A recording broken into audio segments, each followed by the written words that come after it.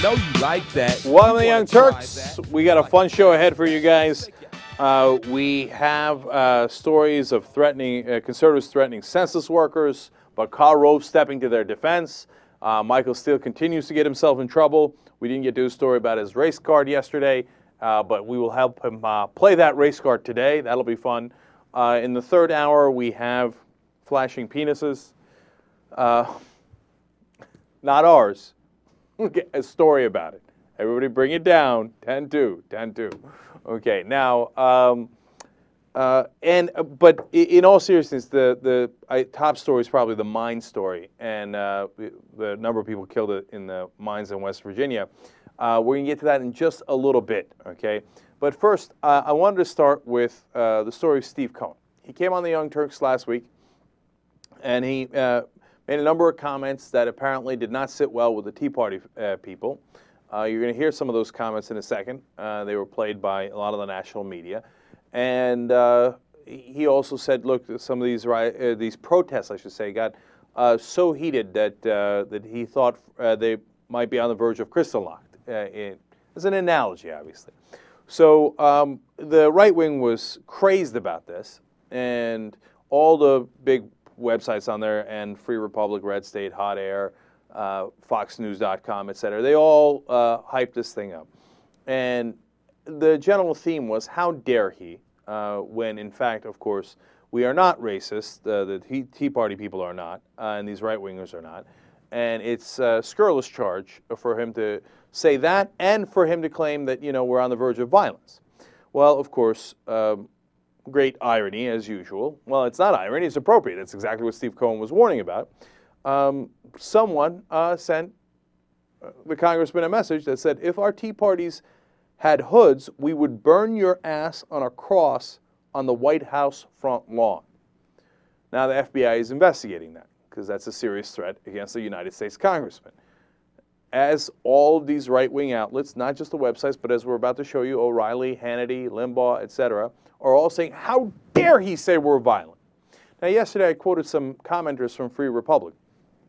Now, as I explained in that segment, they're just commenters. You can't blame the people that are posting on Free Republic, their blog posts, their articles, etc., for the people who leave the comments. People will leave comments. That being said, as you see all those comments that are threatening violence or are anti-Semitic, as happened on Free Republic, you can't then be surprised, oh my God, it turns out some people in this movement are racist or anti-Semitic or do threaten violence? Well, it's right there in your comments. Of course they do. Now, that doesn't make you responsible for them. I don't want anybody to mistake what I'm saying there. But you have to be open to that possibility because it's right there in front of you. So now, not only is the FBI investigating this, but Steve Cohen is not alone. Just so you know, first man has been charged with in the country with threatening a United States senator in these times, within this context. Senator Murray was threatened by a man named Charles Allen Wilson, and he said it only takes one piece of lead. And he apparently said to an agent who was posing as someone who agreed with him, I do pack and I will not blink when I'm confronted. It's not a threat, it's a guarantee. And he had sent a message to the senator on March 22nd saying, there's a target on your back now. It only takes one piece of lead. Kill the effing senator. Now now that you've passed the health care bill, let the violence begin. You know, you stoke these guys, and then you pretend to get surprised. That guy's that upset about the health care bill that you're trying to provide extra health care for other Americans, so he's going to kill you for that? No, he got stoked by the culture warriors. They're coming against you, and they're going to take away your freedoms, etc. I mean, it got worse. Here's another message he had left for Senator Murray. I hope somebody puts an effing bullet between your effing eyes. I do believe that every one of you effing socialist, Democrat, progressive Fs need to be taken out. Okay, now the AP has expletive in there, so I put in Fs. Okay, so, and look at that last part of that statement. Socialist, Democrat, progressive. Where did he hear that people who were in favor of the health care bill were socialist, Democrat, progressives? Gee, I can't figure it out. Is anybody on Fox News talking about that? About how the progressives are dangerous and they're socialists? And he concluded that note by saying, I want to effing kill you. So obviously at some point, federal agents said, this guy might be very, very serious. So they went and arrested him because he did a crime, a very specific threat. You're allowed to say, hey, I don't like somebody, I don't like that bill, I think it's terrible. You're allowed to say a lot of things. You're allowed to say a lot worse than that. But you can't say, I am going to kill that senator, I'm going to put a bullet in her. That's a threat, okay? And obviously that is something that can be prosecuted and should be prosecuted. And they're looking into the people threatening Steve Cohen. Now, within that context, listen to Bill O'Reilly with his fake outrage about, in this case, about how could they think the Tea Party guys are racist or even right-wing or Republican? No, no, no. Let's watch. The Tea Party and media corruption. That is the subject of this evening's Talking Points memo. Ever since the Tea Party protests began last summer, the left-wing media in America has been attacking the movement. At first, Tea Party folks were labeled stupid, too dumb to understand complicated issues. Then, as the protests grew, some in the media actually began calling the Tea Party people dirty names, trying to diminish the movement with vile innuendo. Finally, the media turned to ideology, saying that many Tea Party people are racist and far-right cranks. Now comes a new poll from Gallup that says 43% of Tea Party supporters in the USA are independents, 8% Democrats, and 49% Republicans. When you add 43 and 8, you get 51%. That means the majority of Tea Party supporters in the USA are not Republicans. Also, Gallup says that 55% of those supporting the Tea Party are in the higher income brackets, an interesting stat. Nevertheless, liberal media people and politicians continue their vicious attacks on the Tea Party. The Tea Party people are kind of like without robes and hoods. They have really shown a very hardcore, angry side of America that is against any type of diversity. And we saw opposition to African Americans, hostility toward gays, hostility to anybody who wasn't just, a clone of George Wallace's fan club. And I'm afraid they've taken over the Republican Party. Well, again, with 51% of Tea Party supporters non-Republican, according to Gallup, Congressman Cohen is either misinformed or a pinhead, or perhaps both. You may have seen me and Bernie Goldberg discuss media corruption, not bias, outright corruption, last week on The Factor. And the Tea Party media situation is the best example of that. From the jump, the Tea Party protesters never had a chance. As soon as they objected to President Obama's big government vision, the left-wing media swooped in. And as you know, liberals dominate the national media in this country. So the loon label was quickly applied to the Tea Party people, and some Americans are buying it. But not as many as you might think. Gallup now says 28% of Americans do support the Tea Party, 26% oppose it, and 38% do not support or oppose, which means there's a persuasion option here. And that's why the left-wing media is so biased against the Tea Party. They fear more Americans will sign on. Now, it's not the job of the media to engineer political thinking in this country, and that's what's happening in some quarters. If you oppose the Obama administration, you must be demeaned and neutralized. That is corruption, and there's no doubt it is in play. Oh, my favorite part of that was the rich irony at the end when he said, it's not the job of the media in this country to engineer political thinking. That's Fox News' job. I mean, that is exactly what you do. You do it every single day. You're the one that fed the Tea Party guys all that stuff. I mean, Glenn Beck did the 9/12 protest. Fox News hyped it up. There was producers on the scene. We showed the video behind the cameras going, okay, applaud now, applaud. What, political engineer political thinking? What do you mean? I don't know what you're talking about. I mean, it's a classic case of projection. That's exactly what they do at Fox News, so they pretend that the rest of the media does that for liberal causes. Please. Where is this liberal media that he's talking about? I don't see it at all. Anyway, so another great example of that is in the beginning of the clip. He's like, look, there's a poll that says 43% of the teabaggers, I'm sorry, that is a vile innuendo. Okay, they called them dirty names by suggesting that people would put their sacks on other people's faces. Dirty, vile. Okay, I love that it took them months to figure that out. You know, a lot of the right-wingers are like, well, yeah, teabaggers, what do you mean? What? Like, what? That's what it means? All right, anyway. He's like 43% are independent, 8% are Democrats, 49% are Republicans. Come on, dude, come on. I mean, look, Glenn Beck calls himself an independent. Bill O'Reilly calls himself an independent. They say they're not Republicans. Those 43% aren't independents.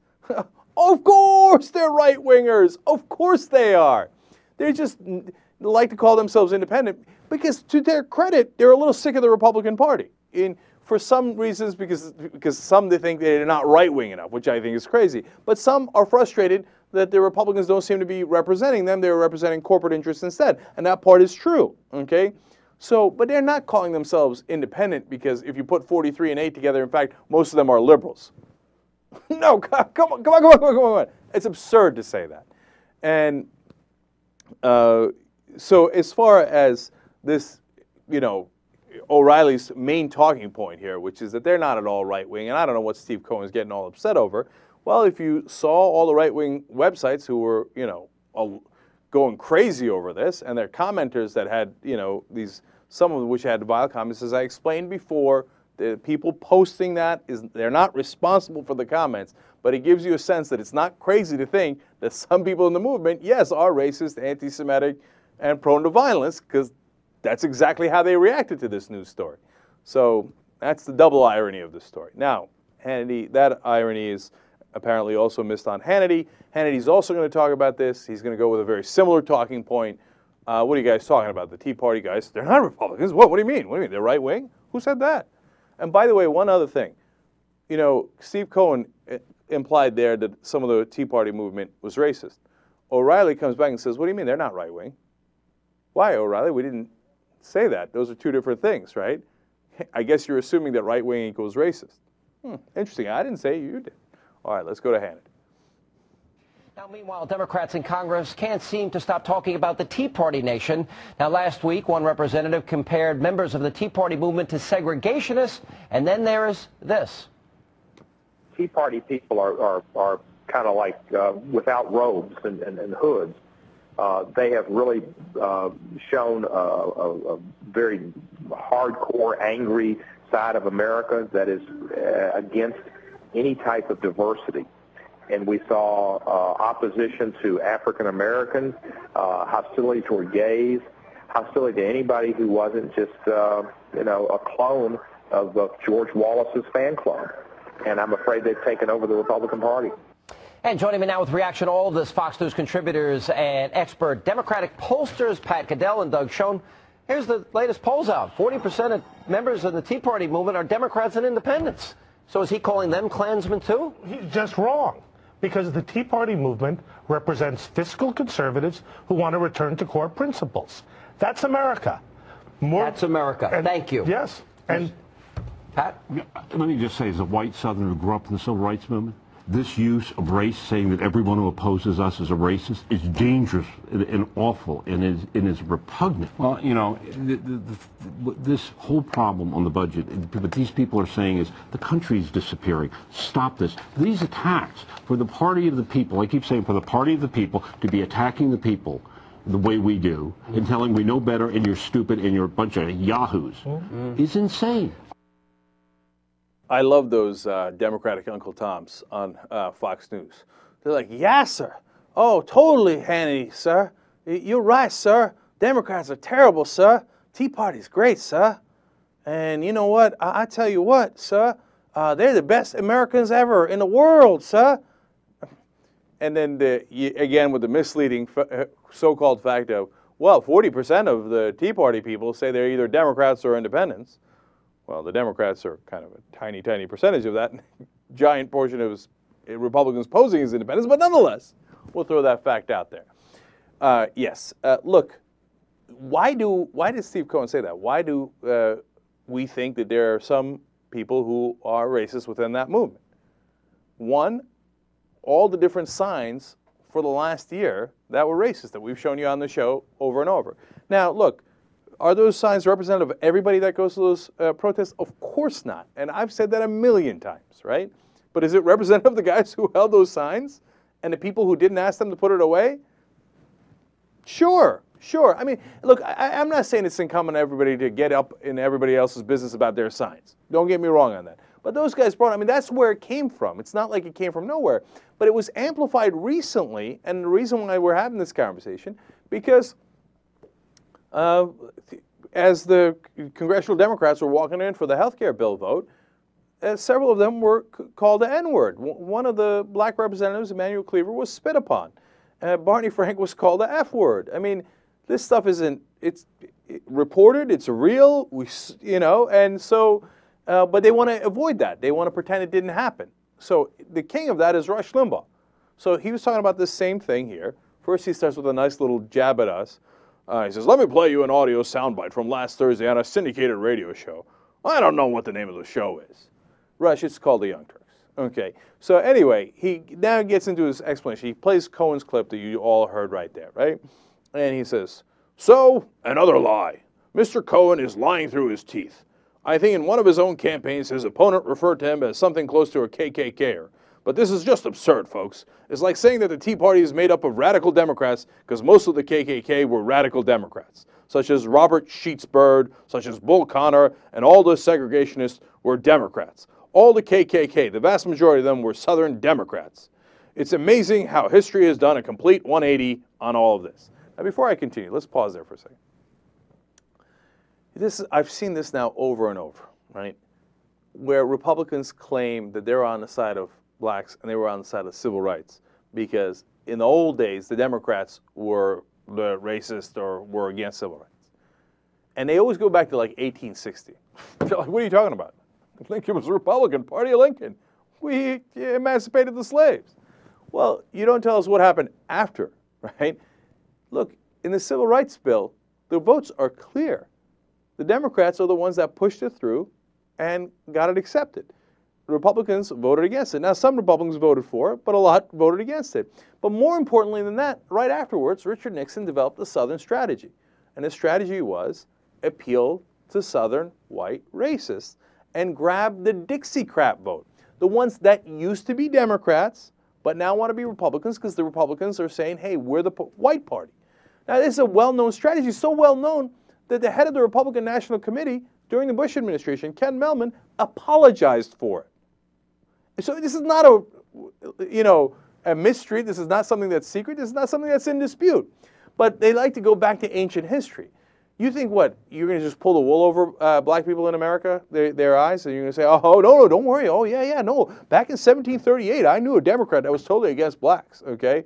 Oh, no, trust us. No, I know we vote against you every time now, okay? But that's okay, because we used to vote with you 140 years ago. I mean, it's such a stupid old trick, right? And it's not to say that there weren't racist Democrats before. There were, no question about it. But they switched, and the Republicans switched to taking the Southern strategy. Come on. Everybody knows this. That's why Limbaugh, on the question of is he disingenuous, or does he actually believe the nonsense that he talks about? No, he's disingenuous. He doesn't believe this. He knows that's totally misrepresenting the facts. So anyway, he continues. These Tea Party people are nothing like the KKK. They are not racist or bigoted. They're not homophobes. They're none of these things. They did not shout the N-word at John Lewis or anybody else or at the Reverend Jackson. Okay, just makes it up. When the facts are inconvenient, he just pretends they're not there. He's like, oh yeah, reporters saw it, and it was, it's a established fact that happened. No, I'm going to pretend it didn't happen. I'm going to say John Lewis, Reverend Jackson, everybody, they're all liars. Nobody ever shouted anything at them, and they just walked into the hall, and they were like, oh, you know what? Let's make up a story about how they shouted the N-word at us. That'll be great. Yeah, that's how it happened, Rush. Okay, so he continues to lie to his audience. He says, they didn't shout the F-word at Barney Frank. These people wanted that to happen. They made it up. The original targets of the KKK were Republicans or blacks who might vote for them. The KKK was in solidarity with Democrats because Democrats were the segregationists. J. William Fulbright, senator from Arkansas, Bill Clinton's mentor, he says segregationist. The history revision on this is pretty amazing. Well, on that last sentence, we agree, Rush. The revisionist history that you're doing is quite amazing. And a lot of Republicans are doing it now. Look, Rush, you don't have to go back into history. You could prove how black you are now and how you're in favor of the African-American community with votes that come up now. You don't have to wait, the civil rights record is perfectly clear. I don't think it was a Republican president that got the civil rights legislation passed. Okay, but you make up anything you like about that, but it's okay. Prove yourself now. So, Rush, you're going to vote largely with the Congressional Black Caucus from now on, right? You support their actions. Oh, you don't? Huh, that's weird. I thought you were the pro-black party. What happened? Oh, no, those people, the Congressional Black Caucus, they're misleading, they're misrepresenting. Really? But they got elected by, a lot of black folks across this country. And they are their elected representatives. So what's your argument against that? Nothing. Oh, no, you don't understand. In 1860, a Republican once liked a black guy. Congratulations. That's a winning argument. All right, Young Turks. TYT Rebel Headquarters. Back on the Young Turks. I am your host, Cenk Uygur. Jared Jackson producing. Jesus Godoy directing. We've got a sick hour for you. It's a little diseased. So everybody watch out. Tom and I were just debating in here about whether we're going to win the Streamies or not.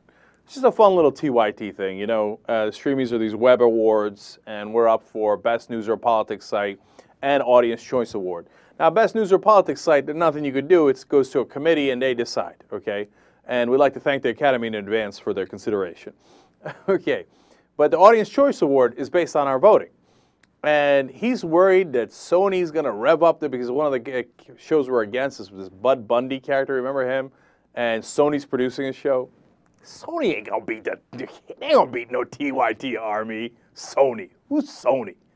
Old media, please. All right, so now look, there's some heavy competition. And apparently some joker who makes jokes put up on a website that we're 10-1 underdogs and that we're not going to win. Uh-oh. You shouldn't have said that.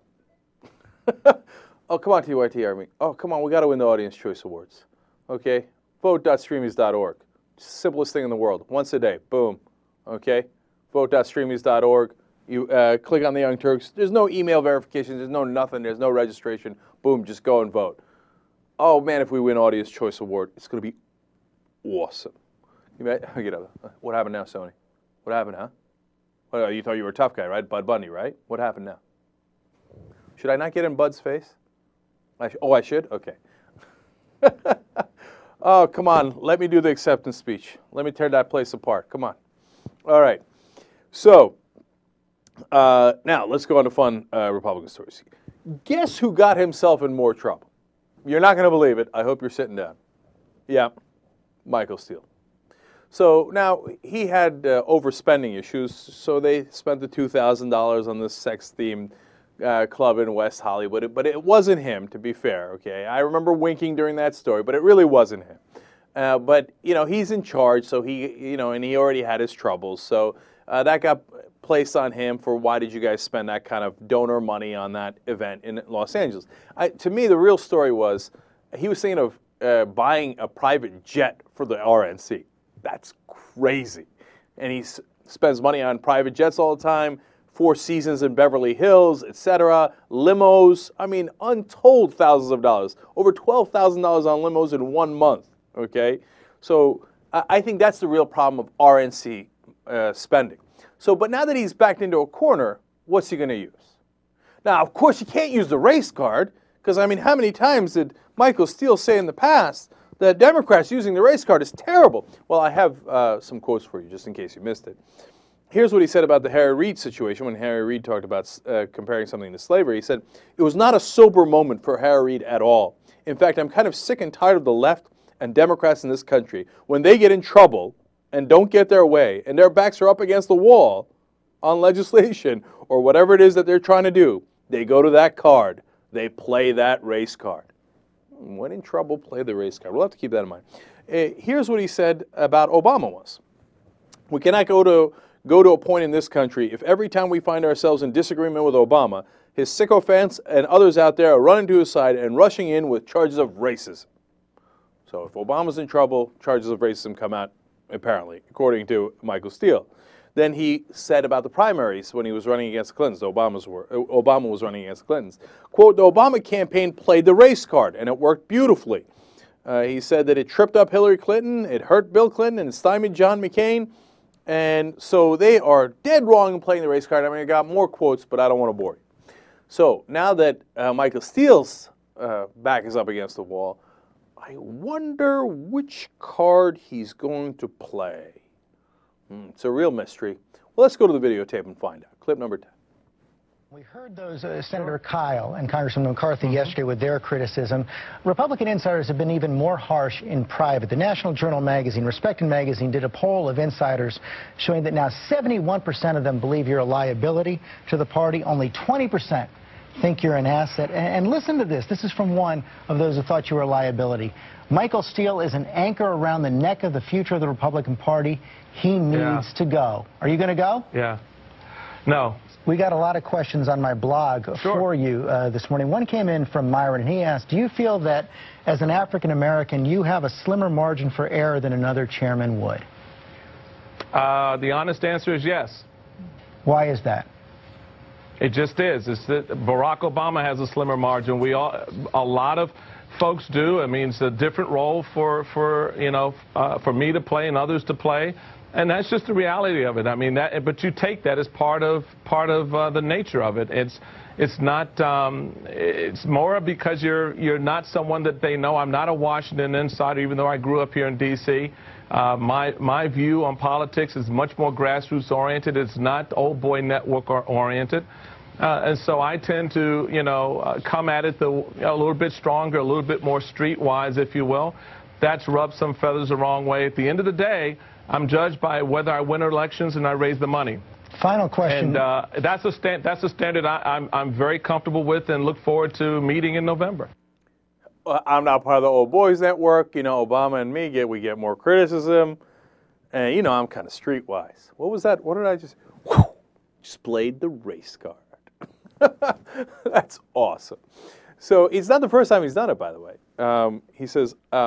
He said earlier when he was, again, backed up against the corner when he was having trouble at the RNC, I don't see stories about the internal operations of the DNC that I see about this operation. Why? Is it because Michael Steele's the chairman, or is it because a black man is chairman? Race card. Okay, but we're not done yet. Remember when he was talking to Roland Martin? Loves to please whoever he's on camera with, right? Let's go to clip number 11.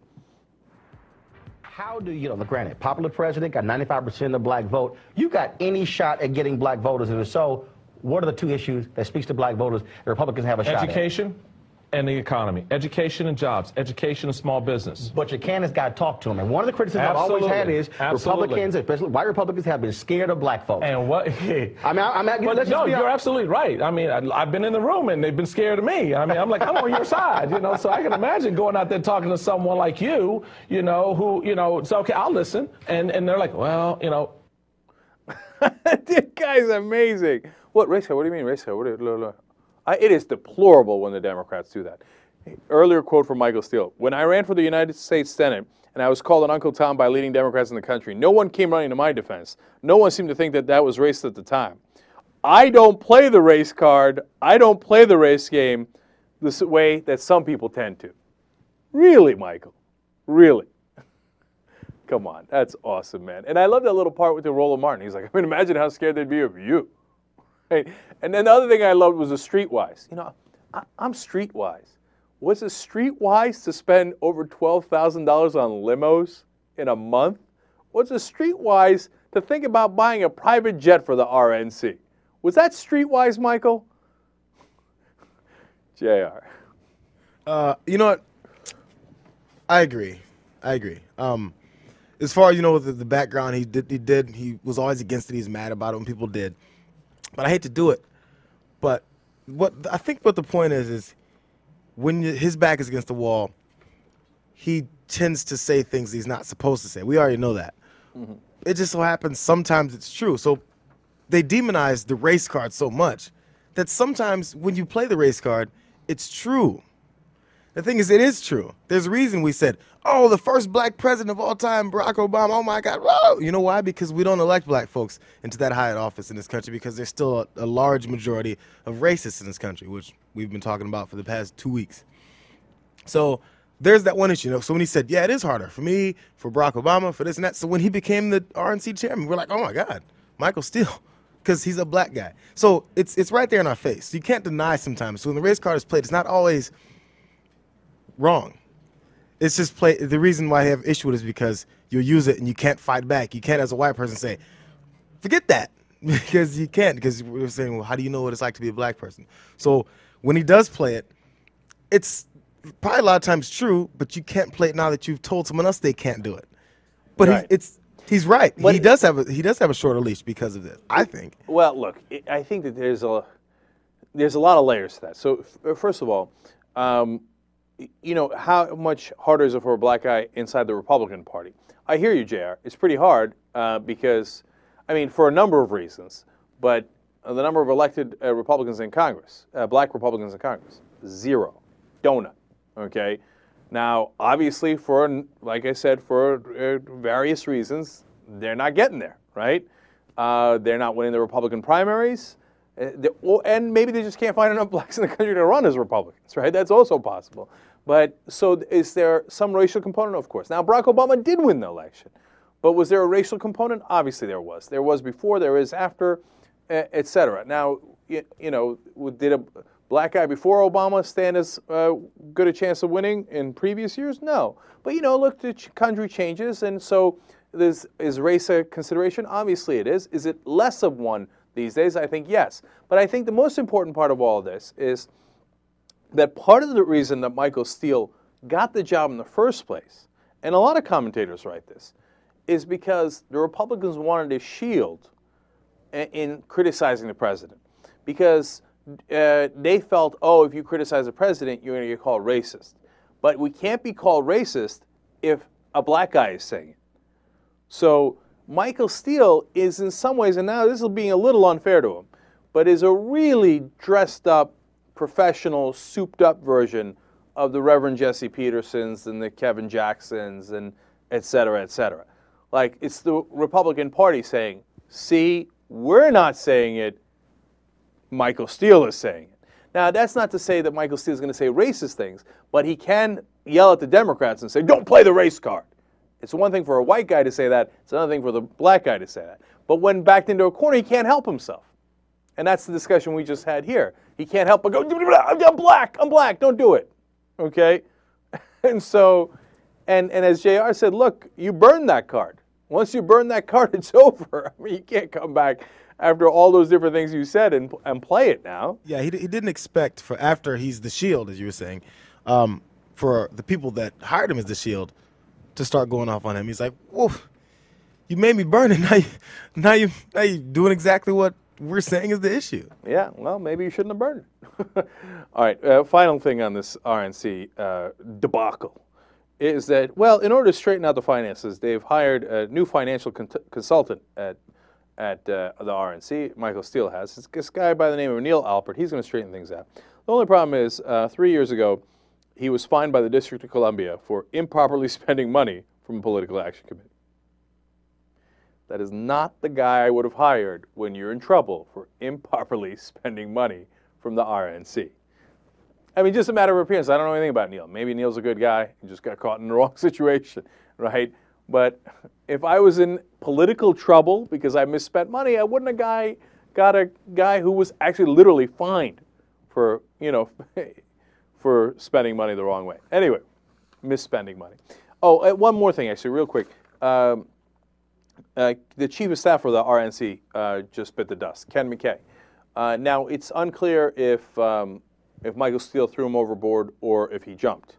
So the two possibilities are he looked around and he's like, oh, I'm going to grab a lifeboat, man, because I see where this ship is headed. But it looks like it's more likely the second possibility because Michael Steele needed a scapegoat because judging by his quotes, he's like, hey, you know what? Ken's job was to make sure be on this thing, but he wasn't, la, la, la. I don't know if he's saying that after Ken McKay already resigned and he's trying to cover his ass. Anyway, I don't want to get too far into the details, but it looks like probably more likely Steele pushed him overboard. Like, it wasn't me. It wasn't me. It was Ken McKay. I can't believe he didn't check where we were spending the money. Outrageous. And now a consultant to the RNC has left because he brought in Ken McKay, and he's having trouble raising money for other Republican candidates because he's associated with the RNC. John Kyle is saying, look, they're going to have trouble raising money at the RNC. John Kyle, a very important Republican senator. No. Steele's in a world of trouble. That's why he keeps dealing from as who was it? Johnny Cochran famously said, right? Dealing it from the bottom of the deck. So keep on dealing, but you're about 51 cards short now. So good luck to you. Young Turks. Trying to take mine. You wanna make noise, make noise. Release the Kraken. All right, it's time to bring it. It's the third hour. I think everybody fucked up because we're coming. We got great stories in this hour, including flashing penises. No, I know. Look, I know I'm a goofball. I know I do get worked up on politics, and then I go and do crazy stuff in the third hour. But I love that penis story. I know you do. Actually, all right, look, I saw the penis story, and I was like, there's no way this is going to make it in the rundown. And then I'm like, Cenk's going to like it. I'll put it in the run. Cenk likes penis flashing. Okay, well, all right, everybody calm down. Find out what the story is a little later, probably in the second segment, okay? And then you'll see if it makes sense or not. Mm-hmm. All right, so, but there's 800 great stories. Yes. The first one's is unreal. The first one is unreal. It has to do with the story that we talked about just a few weeks ago. It had to do with a student by the name of Constance McMillan. She asked school officials at Itawamba Agricultural High School if she can bring a female date to the prom and if she can wear a tuxedo to the prom. Now, the school responded by canceling prom altogether. With the help of the ACLU, she sued the high school, all right? And the high school said, the judge said that if the high school does decide to reinstate prom, that she will be allowed to bring a female date, okay? Mm-hmm. What the high school did is they pretended as if they didn't reinstate the prom, and instead they were going to have a small get-together called the country club event, okay? Mm-hmm. So she's like, okay, fine, I'll go to the country club event, and I'll take my girlfriend, and I'll wear a tuxedo, and it'll be a good time. Well, it turns out there were only 7 people there, including her girlfriend, and 2 students with learning disabilities, okay? And then she found out later that the prom actually did happen, and all the other students were partying on the very same night.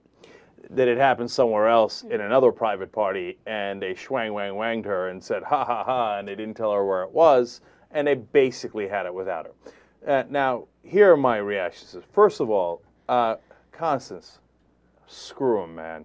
I mean, boy, do you not need them. What are you going to go to the prom with those dirtbags for anyway? Yeah, that's what I just called you, okay? For 2 reasons. One, I mean, do you think you're clever? Adults obviously participated in planning this thing, and you're leaving out a 17-year-old girl and laughing behind her back? You disgust me, okay? Like, we discriminated against her and we tricked her. Oh, that's great. Yeah, that's fantastic. But number 2, it took a particularly disgusting turn when they also told the kids with the learning disabilities the wrong address. Right. I mean, you want to talk about classless? What are we? What is this? Like some stereotype of like the ugliest part of the 1950s America, where they're like, oh, he's slow. I mean, come on, man. Jesus, you ought to be. If you participated in planning this in any way and you thought you were clever, I mean, you should be embarrassed for the rest of your life over this. It's so stupid and juvenile, and I don't know. What do you think? You got the kids with the disabilities? Like, haha, zinger, you got them? You misled them?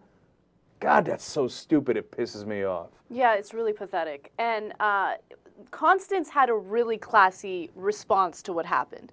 And it just shows you her character and what a strong person she is.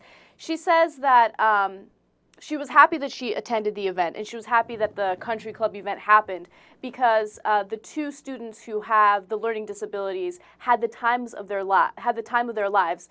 That's the good thing that came out of this. They didn't have to worry about people making fun of them at their own dance. Yeah, I mean, who wants to go to that prom? I mean, Constance and the other people. Let me tell you something. You went to the much, much better event.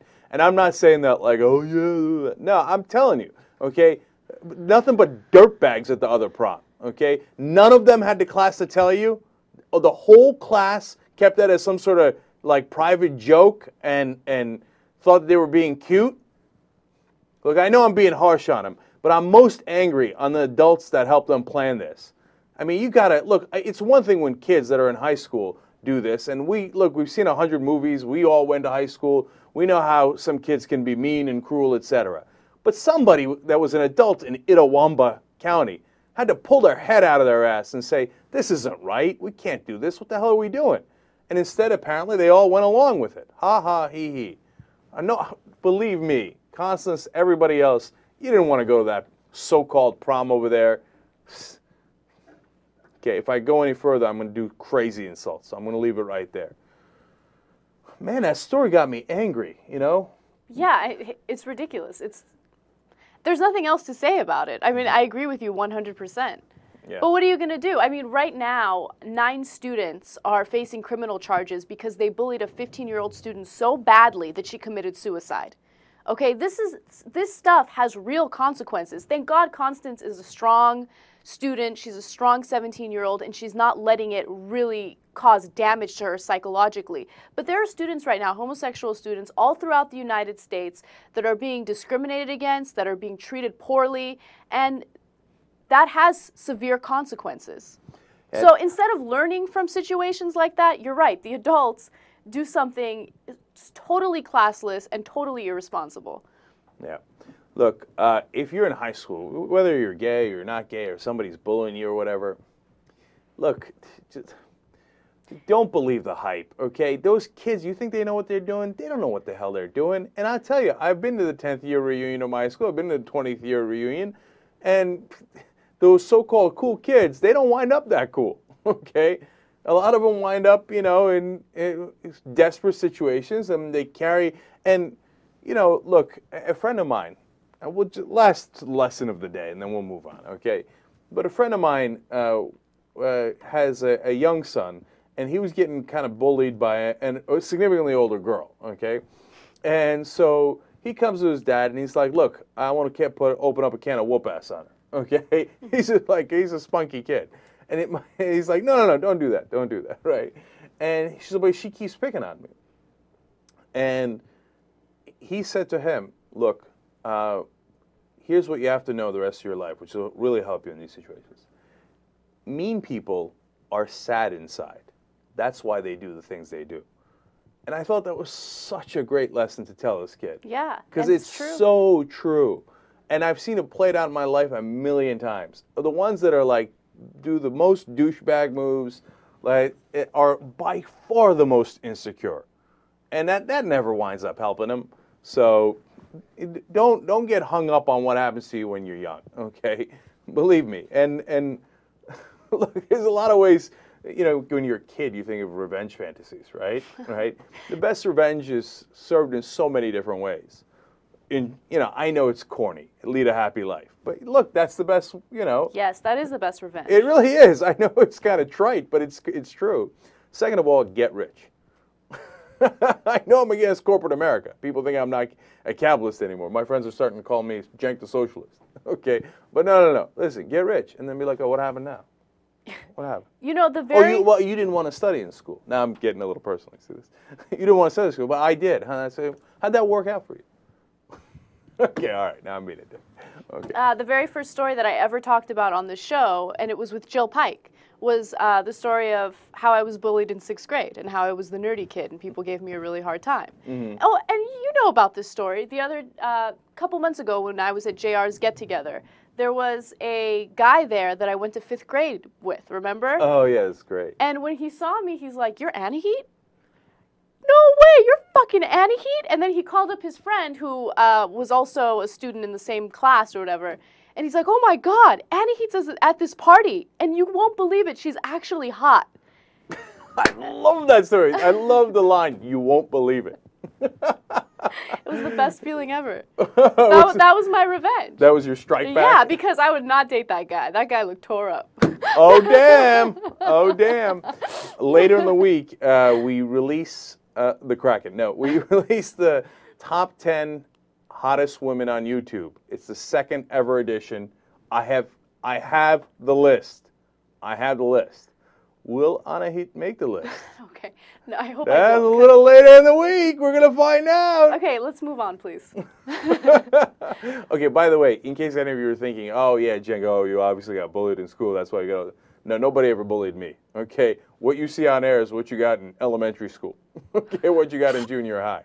Okay, somebody picked on me, and you know what I'd do? I'd Release the Kraken. And I fought too much, but I had fun. Okay, bullying wasn't going to happen to me.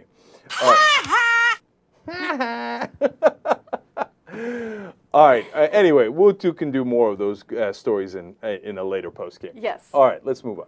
Okay, a Jordanian newspaper decided to pull an April Fool's prank and pretend as though there was a UFO encounter where these 10-foot-tall aliens with flying saucers landed near a small town in Jordan.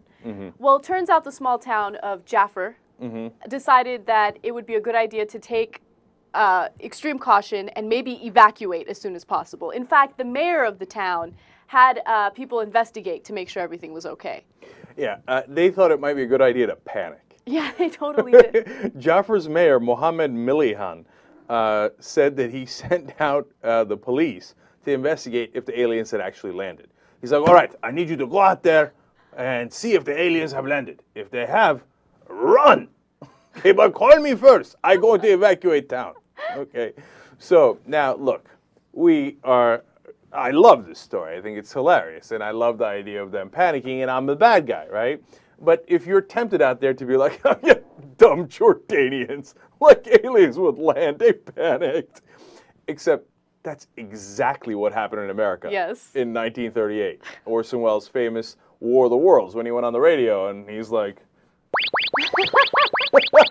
the aliens have landed. The aliens have landed. It was a fake news story. And everybody was in a panic. Right. And they're like, oh, my God, what are we going to do? How are we going to fight them? Okay. And, of course, Americans were like, how do we blow them up? Okay. So it's not just the Jordanians. But it goes to show you, these April Fool's jokes, I mean, they're not really that good an idea. They can. No, especially when it comes to the news. Look, this was a Jordanian paper, and this story was on the front page. Now, okay, yeah, like you said, common sense. Do aliens really exist? Are they really going to land? Like, you know, you think about it before you actually react in panic, right? But who knows? Some people probably didn't even think that it's April Fool's. They saw it, and they thought it was a real news story on the front page of, you know, a credible newspaper. Right. I hate when the media does this kind of stuff. It pisses me off. She hates April Fool's pranks to begin with, right? And so, look, it's for kids, man. When adults get really serious about it, it has consequences. Don't do it. Yeah, okay? exactly. I mean, I'm highly amused by this story. But you know what? If I was that Jordanian town, I'd probably reelect that mayor. You know why? That dude's on the ball. Yeah. If aliens were to land in Jaffa, he's on it. Okay, I mean, he's sending dudes out instantly in the middle of the night. So at least you know he's got his reflexes right. That's true. Okay, Mohammed, we're on your side, all right? Be cool, be cool. All right, what's next? Nicolette Sheraton plans on suing Mark Cherry. He's the creator of The Desperate Housewives, and she is alleging that he assaulted her and he fired her wrongfully. So basically she says that this one day she was on the set and she had a question about a line in her script. And, you know, she asked Mark Cherry for advice or whatever, and he took her to the side and she claims he slapped her. That seems crazy. That does seem crazy. Like, I can't imagine that in a million years. Now, I don't want to offend the crazy community because, you know, they were getting on Burger King yesterday. But come on, man. I mean, I literally can't believe that, because who in their right mind, grown-ass man, would slap another person? Right. And that you're working with. That's a top actress. It seems inconceivable. But on the other hand... there was an incident in the past where Terry Hatcher was complaining about him, and Nicolette Sheraton claims that he said that he hopes that Terry Hatcher would get hit by a car and die. But again, that's something that Nicolette Sheraton is alleging. However, there are other sources that came forward anonymously, and they said that he has a crazy temper and he's often not logical, and he feels like he doesn't have to answer to anyone. Well, here's what she's suing for $20 million, right? So the whole thing's going to depend on witnesses, because I mean, you obviously can't take her word for it, because that seems so unbelievable. On the other hand, I don't dismiss it. I mean, if there are other people who say he's got a crazy temper, maybe. So it's of course it's incumbent upon her to prove her case. Right. So she's got to find some witnesses that saw it. I mean, if he slapped her across the face on the set, somebody had to have seen that, right? So if she comes up with the witnesses, that dude's in a lot of trouble. You're going to owe her money because, I mean, cutting her out of the series, she's got a great case, not just for the slap, but more importantly for money lost because they cut her out of the series. And that's a lot of money. So, man, you know, I think part of the answer is if he did it, if.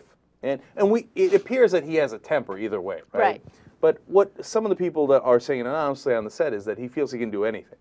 And that's what happens, man. It happens in politics and it happens in entertainment. Power gets to your head. Like you give somebody enough power and they're like, oh, I'm untouchable. I'm invincible. Right? And, you know, and okay, most people don't do that, but they act out in other ways. And nobody's invincible, right? And after, you know, if he winds up paying $20 million, he's going to see maybe that power shouldn't have gotten to his head as much as it did. Now, again, they'll have to determine in court what actually happened here because we don't know if it happened or didn't happen. We weren't there. All right. Now, we're going to take a quick break, but as we do, let me just tell you a quick thing. So sometimes you can't see it, but there are windows behind the set. And we want to, like, you know, air out the studio every once in a while and make sense. You know, a swarthy dude does a show in here every day, and, you know. Your host, a Turkish barbarian. You know, get some fresh air in here. And every time we do it, flies come in. We're the only place in America that has flies, okay? The only, that's the amazing thing about America. It's solved flies, right? You're so wrong. What are you talking about? I think so. I mean, like, if you go to Turkey, when I was a kid, there was flies everywhere. I came to America, I'm like, where the fuck are the flies? Okay, anyway. So there's one in here, and we try to shoo it out, but how the hell do you get the fly out? So as soon as we start the show, you know what happened? It comes in circles right here. So the whole time, I don't know how, if you've seen it yet, you know, I don't know how clear the video of the thing is, but you'll see it in the next segment. I'm like, come on, dude, I got it, come on. All right, anyway, we'll be right back.